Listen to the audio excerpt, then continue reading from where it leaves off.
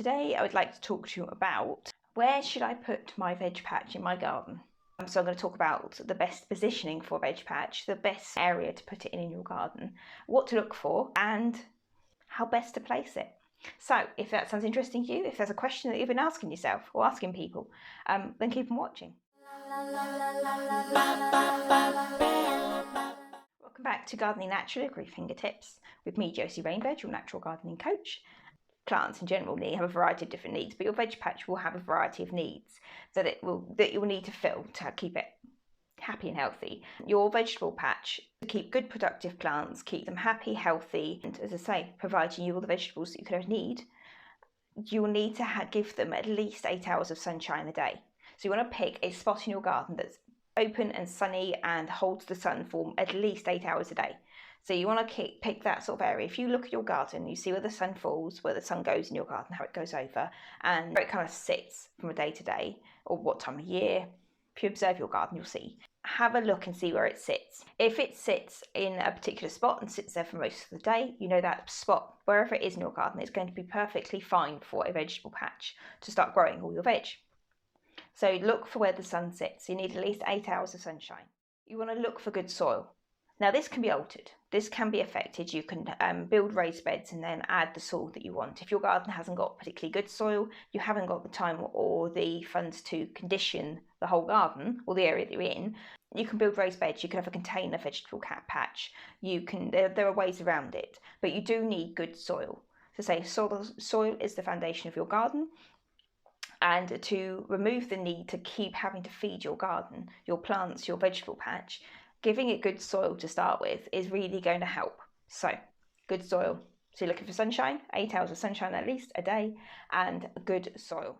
If you've got water storage or access to water in this area as well, absolutely perfect, because your vegetable patch is going to need a lot of watering and a lot of sort of care in that front. So if you've got access to a good water source, that's going to help. And it also comes down to looking at the plants that are growing around this area as well.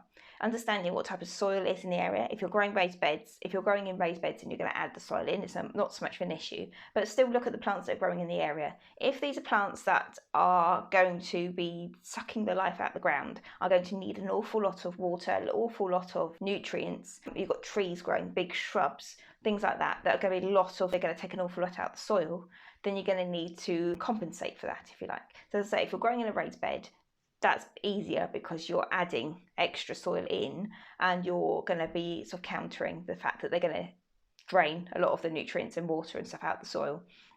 So you're countering that a little bit. But if you're growing in the ground, you're going to have to think about how you're going to keep feeding your plants and countering the fact that these plants are going to be so hungry. These are things that you're going to have to think about when you are placing your vegetable patch in your garden. So we've got sunshine. Look at where the sunshine falls, because you need at least 8 hours of sunshine a day, ideally, at the peak growing seasons. Water sources. So look for your water sources. If you've got a water source nearby, that's ideal, because they're going to need lots of water and lots of care.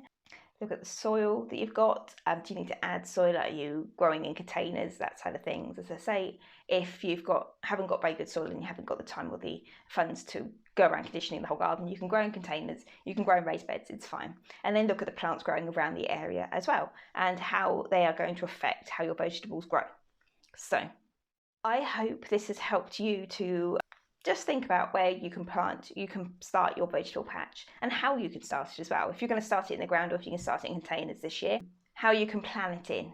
So I hope this has helped. If you like this video, please give it a thumbs up, because it helps the YouTube algorithm to show my videos to more people and to spread the word of natural gardening.